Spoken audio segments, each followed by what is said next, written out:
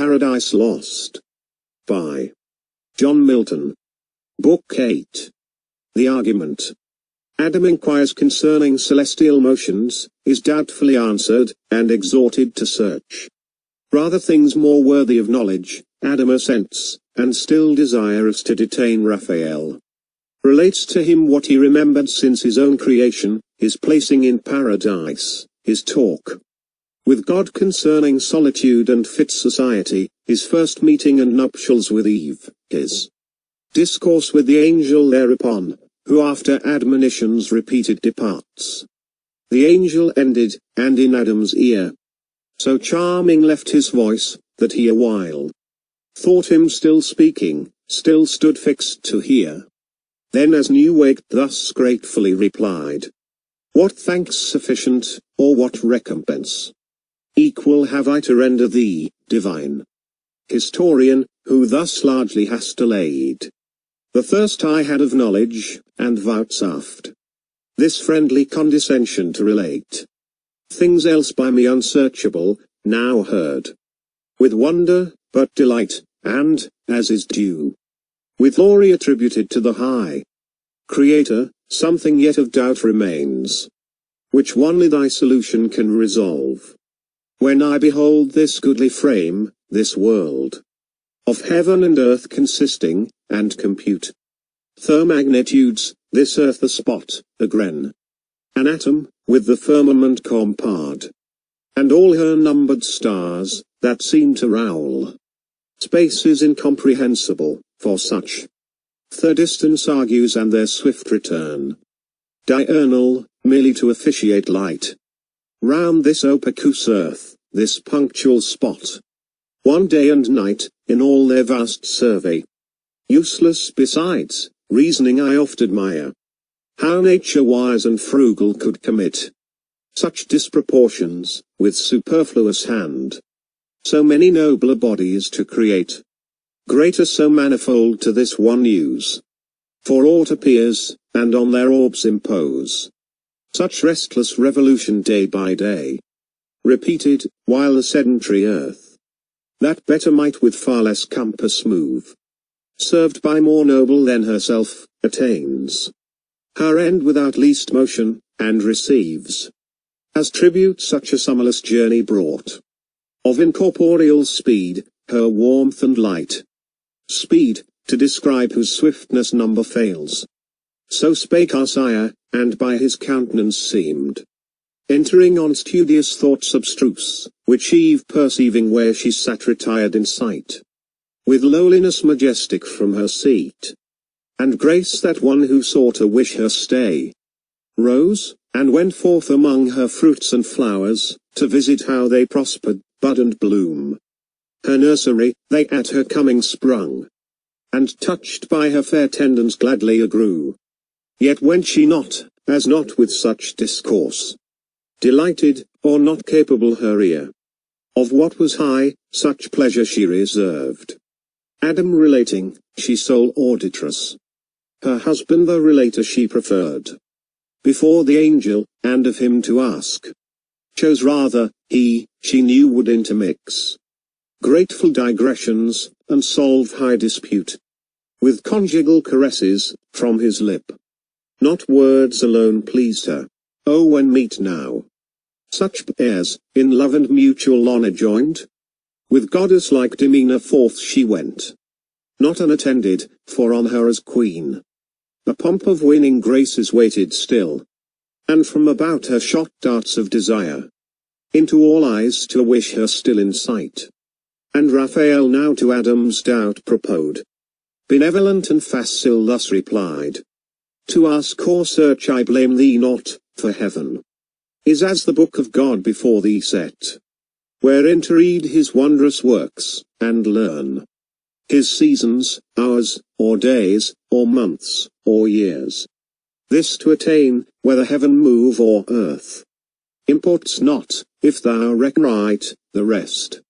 From man or angel the great architect did wisely to conceal, and not divulge his secrets to be scanned by them who ought rather admire, or if they list to try conjecture, he his fabric of the heavens hath left to their disputes, perhaps to move his laughter at their quaint opinions wide. Hereafter, when they come to model heaven, and calculate the stars, how they will wild the mighty frame, how build, unbuild, contrive to save appearances, how gird the sphere with centric and eccentric scribbled array, cycle and epicycle, orb in orb. Already by thy reasoning this I guess, who art to lead thy offspring, and supposest that bodies bright and greater should not serve the less not bright, nor heaven such journeys run, earth sitting still, when she alone receives the benefit. Consider first, that great or bright infers not excellence, the earth, though, in comparison of heaven, so small, nor glistering, may of solid good contain more plenty than the sun that barren shines, whose virtue on itself works no effect, but in the fruitful earth, there first received his beams, unactive else, their vigor find. Yet not to earth are those bright luminaries officious, but to the earth's habitant. And for the heaven's wide circuit, let it speak the Maker's high magnificence, who built so spacious, and his line stretched out so far, that man may know he dwells not in his own an edifice too large for him to fill, lodged in a small partition, and the rest ordained for uses to his Lord best known.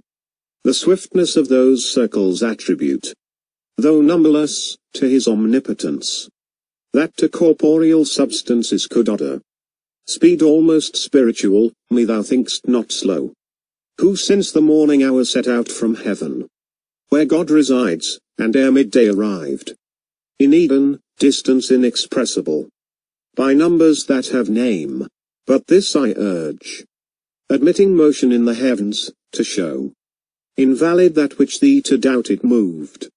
Not that I so affirm, though so it seem to thee who hast thy dwelling here on earth, God to remove his ways from human sense, placed heaven from earth so far, that earthly sight, if it presume, might array in things too high, and no advantage gain. What if the sun be center to the world, and other stars, by his attractive virtue and their own incited, dance about him various rounds? Their wandering course now high, now low, then hid, progressive, retrograde, or standing still. In sixth thou seest, and what if seventh to these?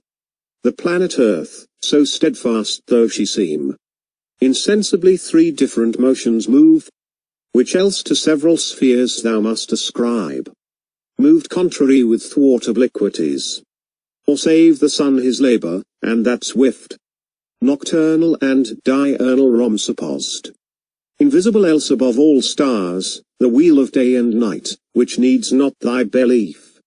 If earth industrious of herself fetch day, travelling east, and with her part averse from the sun's beam meet night, her other part still luminous by his ray, what if that light, sent from her through the wide transpicuous air, to the terrestrial moon be as a star, enlightening her by day, as she by night? This earth, reciprocal, if land be there, fields and inhabitants, her spots thou seest as clouds, and clouds may rain, and rain produce fruits in her soft and soiler, for some to eat, allotted there, and other suns perhaps, with their tendant moons thou wilt descry, communicating male and female light, which two great sexes animate the world, stored in each orb perhaps with some that live, for such vast room in nature unpossessed by living soul, desert and desolate, only to shine, yet scarce to contribute, each orb a glimpse of light, conveyed so far down to this habitable, which returns light back to them, is obvious to dispute.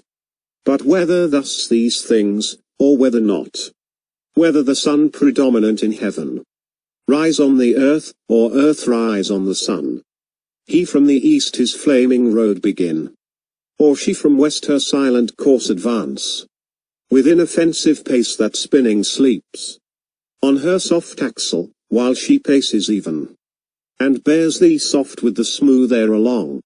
Solicit not thy thoughts with matters hid. Leave them to God above, him serve and fear. Of other creatures, as him pleases best.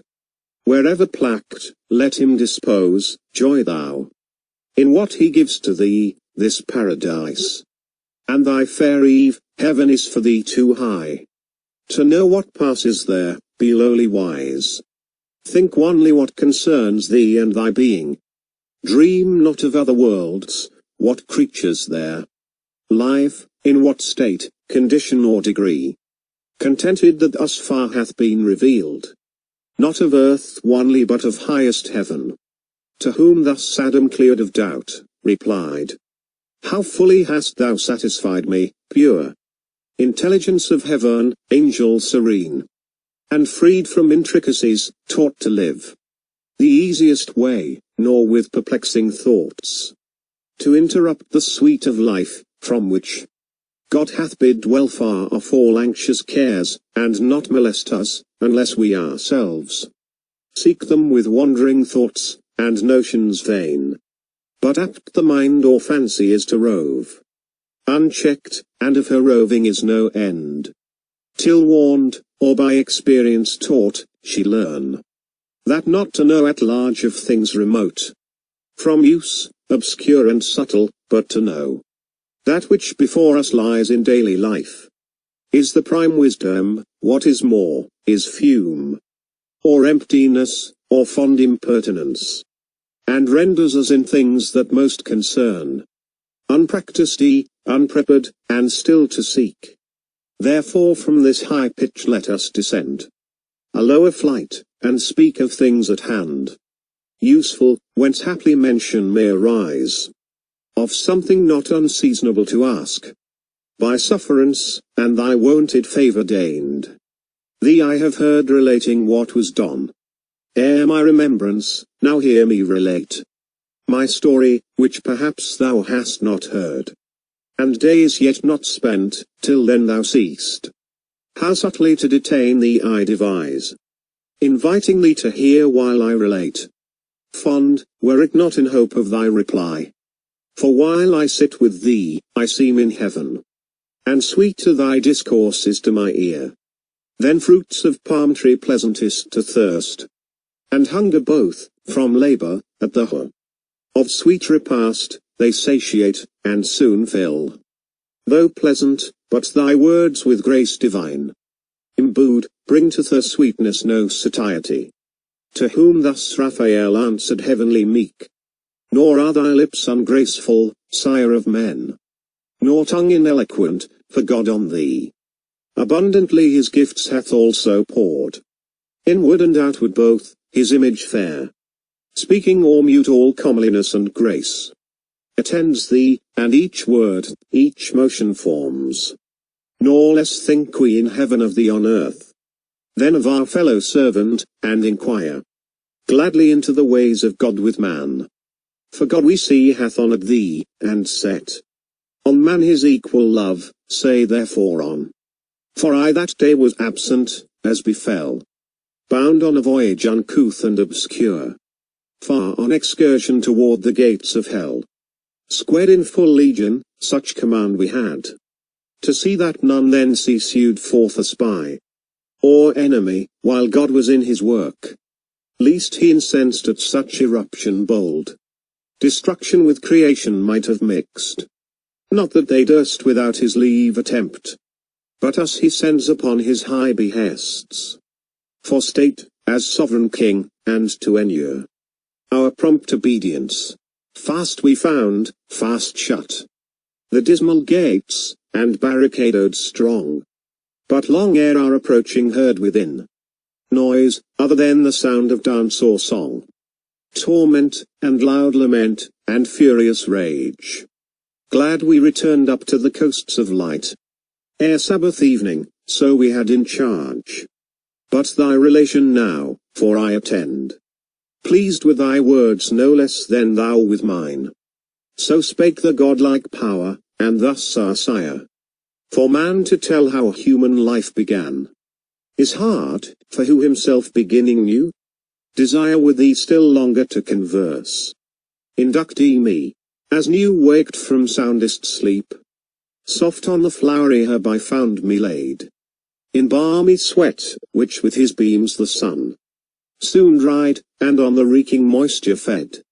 Straight toward heaven my wandering eyes I turned, and gazed awhile the ample ski, till rised by quick instinctive motion up I sprung, as thitherward endeavoring, and upright stood on my feet. About me round I saw hill, dale, and shady woods, and sunny plains, and liquid laps of murmuring streams. By these creatures that lived, and moved, and walked or flew, birds on the branches warbling, all things smelled with fragrance, and with joy my heart o'erflowed. Myself I then perused, and limb by limb surveyed, and sometimes went, and sometimes ran, with supple joints, as lively vigor led. But who I was, or where, or from what cause, knew not. To speak I tried, and forthwith spake. My tongue obeyed and readily could name whate'er I saw. Thou sun, said I, fair light, and thou enlightened earth, so fresh and gay. Ye hills and dales, ye rivers, woods, and plains, and ye that live and move, fair creatures, tell, if ye saw, how came I thus, how here? Not of myself, by some great Maker then, in goodness and in power preeminent. Tell me, how may I know him, how adore, from whom I have that thus I move and live, and feel that I am happier than I know? While thus I called, and strayed I knew not whither, from where I first drew air, and first beheld this happy light, when answer none returned. On a green shady bank profuse of flowers, pensive I sate me down, their gentle sleep first found me, and with soft oppression sate my drowsed sense, untroubled, though I thought I then was passing to my former state, insensible, and forthwith to dissolve, when suddenly stood at my head a dream, whose inward apparition gently moved my fancy to believe I yet had being, and lived. One came, methought, of shape divine, and said, Thy mansion wants thee, Adam, rise. First man, of men innumerable ordained, first father, called by thee I come thy guide, to the garden of bliss, thy seat prepared.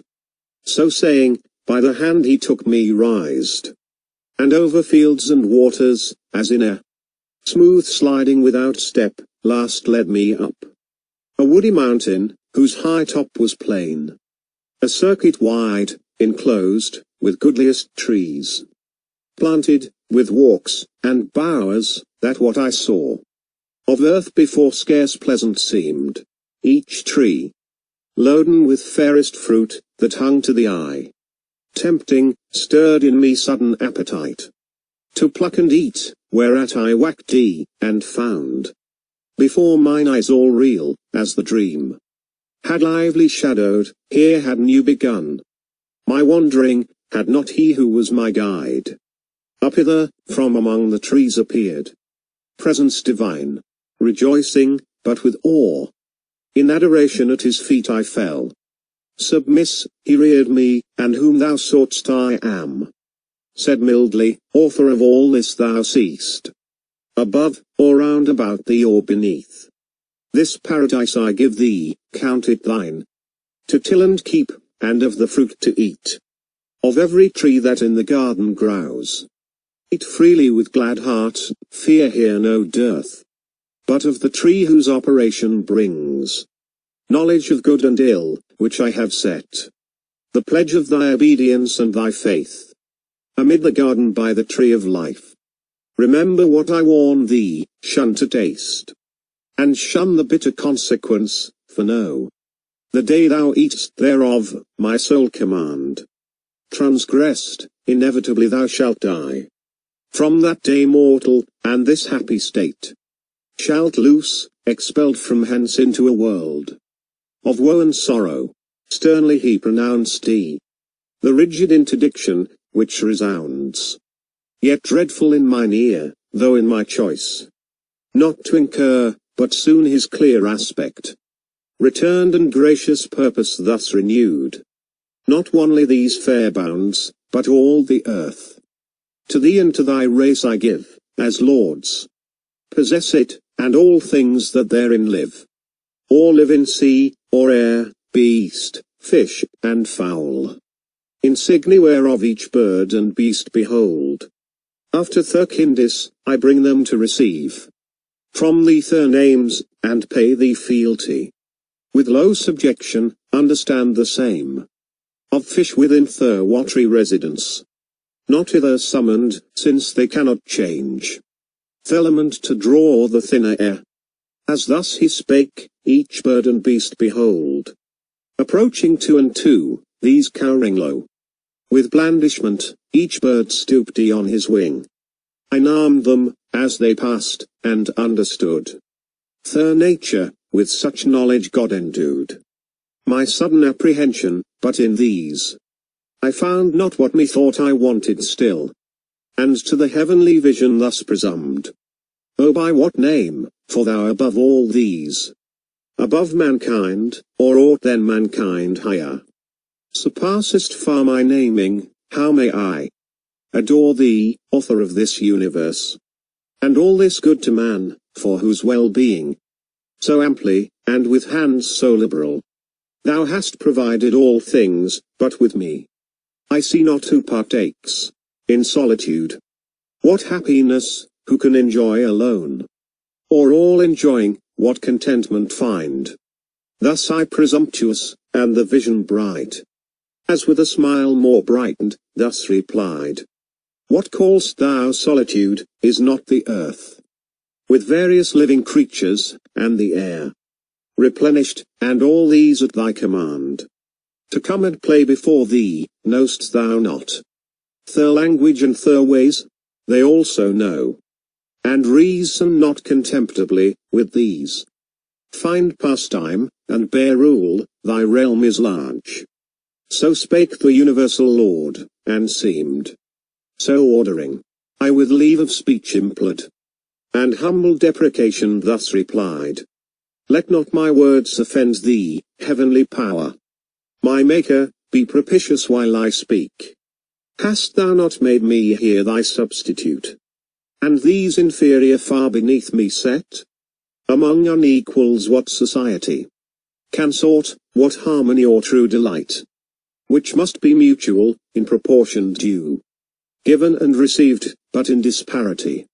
The one intense, the other still remiss cannot well sweet with either, but soon prove tedious alike. Of fellowship I speak, such as I seek, fit to participate.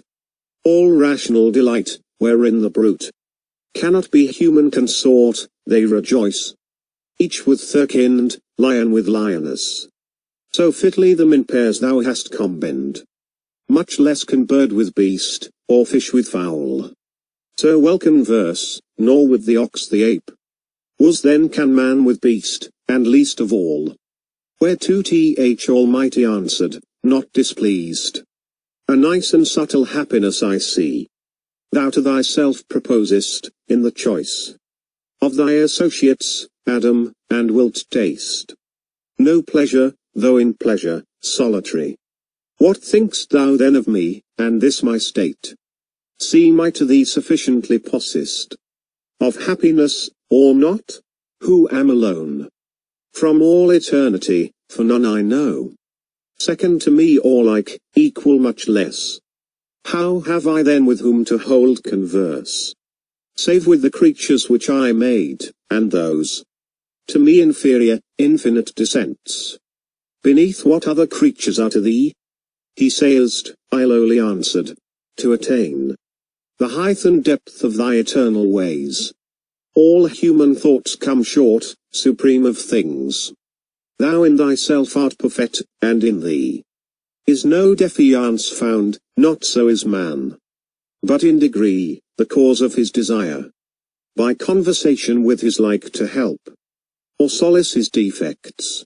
No need that thou shouldst propagate, already infinite, and through all numbers absolute, though one.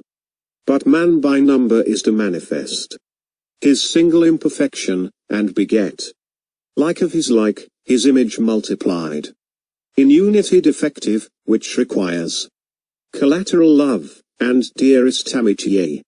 Thou in thy secrecy, although alone, best with thyself accompanied, seek'st not social communication, yet so pleased canst raise thy creature to what height thou wilt, of union or communion, deified. I by conversing cannot these erect from prone, nor in their ways complacence find. Thus I emboldened spake, and freedom must be permissive, and acceptance found, which gained this answer from the gracious voice divine. Thus far to try thee, Adam, I was pleased, and feigned thee knowing not of beasts alone, which thou hast rightly named, but of thyself, expressing well the spirit within thee free, my image, not imparted to the brute, whose fellowship therefore unmeet for thee. Good reason was thou freely shouldst dislike, and be so minded still. I, ere thou spakest treat, knew it not good for man to be alone, and no such companion as then thou saw'st intended thee, for trial only brought, to see how thou couldst judge of fit and meet. What next I bring shall please thee, be assured. Thy likeness, thy fit help, thy other self, thy wish, exactly to thy heart's desire. He ended, or I heard no more, for now my earthly by his heavenly overpowered, which it had long stood under, strined to the height, in that celestial colloquy sublime, as with an object that excels the sense, dazzled and spent, sunk down, and sought repair of sleep, which instantly fell on me, called by nature as in aid, and closed mine eyes.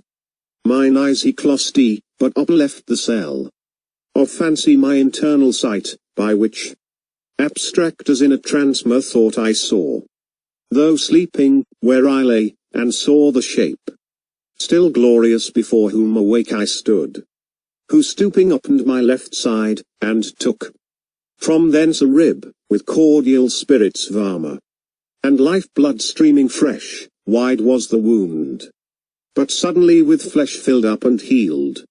The rib he formed and fashioned with his hands. Under his forming hands a creature grew, man-like, but different sex, so lovely fair, that what seemed fair in all the world, seemed now mean, or in her summed up, in her contained, and in her looks, which from that time infused sweetness into my heart, unfelt before, and into all things from her air inspired the spirit of love and amorous delight. She disappeared, and left me dark, I whacked to find her, or for ever to deplore her loss, and other pleasures all abjure. When out of hope, behold her, not far off, such as I saw her in my dream, adorned with what all earth or heaven could bestow. To make her amiable, on she came, led by her heavenly Maker, though unseen, and guided by his voice, nor uninformed of nuptial sanctity and marriage rites. Grace was in all her steps, heaven in her eye, in every gesture dignity and love. I overjoyed could not forbear aloud. This turn hath made amends, thou hast fulfilled thy words, Creator bounteous and benigne, giver of all things fair, but fairest this of all thy gifts, nor enviest. I now see, bone of my bone, flesh of my flesh, myself. Before me, woman is her name, of man extracted, for this cause he shall forego father and mother, and to his wife adhere, and they shall be one flesh, one heart, one soul. She heard me thus, and though divinely brought, yet innocence and virgin modesty, her virtue and the conscience of her worth, that would be wooed, and not unsought be won, not obvious, not obtrusive, but retired. The more desirable, or to say all. Nature herself, though pure of sinful thought, wrought in her so, that seeing me, she turned. I followed her, she what was on anew, and with obsequious majesty approved my pleaded reason, to the nuptial bore. I led her blushing like the morn, all heaven, and happy constellations on that her shed their selectest influence, the earth gave sign of gratulation, and each hill, joyous the birds, fresh gales and gentle iris, whispered it to the woods, and from their wings flung odours from the spicy shrub, disporting, till the amorous bird of night sung spousal, and bid haste the evening star on his hill-top, to light the bridal lamp. Thus I have told thee all my state, and brought my story to the sum of earthly bliss, which I enjoy, and must confess to find in all things else delight indeed, but such as usty or not, works in the mind no change, nor vehement desire, these delicacies. I mean of taste, sight, smell, herbs, fruits, and flowers, walks, and the melody of birds, but here, fartherwise, transported I behold. Transported touch, here passion first I felt. Commotion strange, in all enjoyments else. Superior and unmoved, here only weaker, against the charm of beauty's powerful glance. All nature failed in me, and left some part not proof enough such object to sustain, or from my side subducting, took perhaps more than enough, at least on her bestowed. Too much of ornament, in outward show, elaborate, of inward less exact. For well I understand in the prime end of nature her inferior, in the mind, and inward faculties, which most excel. In outward also her resembling less his image who made both, and less expressing the character of that dominion given, or a other creatures, yet when I approach her loveliness, so absolute she seems, and in herself complete, so well to know her own, that what she wills to do or say seems wisest, virtuousest, discreetest, best. All higher knowledge in her presence falls. Degraded, wisdom in discourse with her loses discountenanced, and like folly shows authority and reason on her weight, as one intended first, not after made, occasionally, and to consummate all. Greatness of mind and nobleness their seat. Build in her loveliest, and create an awe about her, as a guard angelic placked, to whom the angel with contracted brow accuse not nature, she hath done her part. Do thou but thine, and be not diffident of wisdom, she deserts thee not, if thou dismiss not her, when most thou needst her nigh, by attributing overmuch to things less excellent, as thou thyself perceiv'st treat. For what admirest thou, what transports thee so? An outside? Fair no doubt, and worthy well. Thy cherishing, thy honouring, and thy love. Not thy subjection, weigh with her thyself. Then value, oft times nothing profits more. Then self-esteem, grounded on just and right. Well managed, of that skill the more thou know'st treat, the more she will acknowledge thee her head, and to realities yield all her shows, made so adorn for thy delight the more. So awful, that with honour thou mayst love thy mate, who sees when thou art seen least wise. But if the sense of touch whereby mankind is propagated seems such dear delight, 580. Beyond all other, think the same vouchsafed to cattle and each beast, which would not be to them made common and divulged, if aught therein enjoyed were worthy to subdue the soul of man, or passion in him move. What higher in her society thou find'st attractive, human, rational, love still. In loving thou dost well, in passion not. Wherein true love consists not, love refines the thoughts, and heart enlarges, hath his seat in reason, and is judicious, is the scale by which to heavenly love thou mayst ascend. Not sunk in carnal pleasure, for which cause among the beasts no mate for thee was found. To whom thus half abashed Adam replied, neither her outside formed so fair, nor aught in procreation common to all kindes, though higher of the genial bed by far, and with mysterious reverence I deem, so much delights me as those graceful acts, those thousand decencies that daily flow from all her words and actions mixed with love, and sweet compliance, which declare unfeigned union of mind, or in us both one soul, harmony to behold in wedded pair, more grateful than harmonious sound to the ear. Yet these subject not, I to thee disclose what inward thence I feel, not therefore foiled, who meet with various objects, from the sense, variously representing, yet still free. Approve the best, and follow what I approve. To love thou blamest me not, for love thou say'st leads up to heaven, is both the way and guide. Bear with me then, if lawful what I ask. Love not the heavenly spirits, and how their love express they, by looks only, or do they mix irradiance, virtual or immediate touch? To whom the angel with a smile that glowed, celestial rosy red, love's proper hue, answered, let it suffice thee that thou know'st us happy, and without love no happiness. Whatever pure thou in the body enjoy'st, and pure wert created, we enjoy.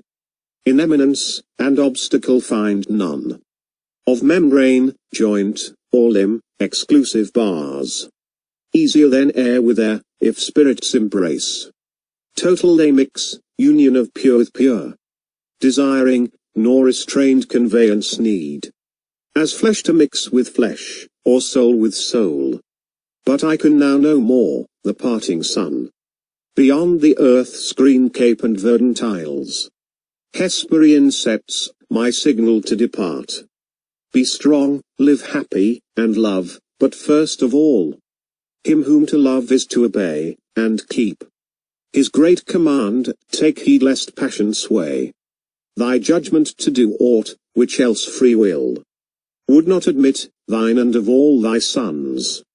The weal or woe in thee is placked, beware. I in thy persevering shall rejoice. And all the blessed, stand fast, to stand or fall. Free in thine own arbitrament it lies. Perfect within, no outward aid require. And all temptation to transgress repel. So saying, he arose, who madam thus followed with benediction, since to part. Go heavenly guest, ethereal messenger, sent from whose sovereign goodness I adore. Gentle to me and affable hath been thy condescension, and shall be honored ever. With grateful memoriae, thou to mankind be good and friendly still, and oft return.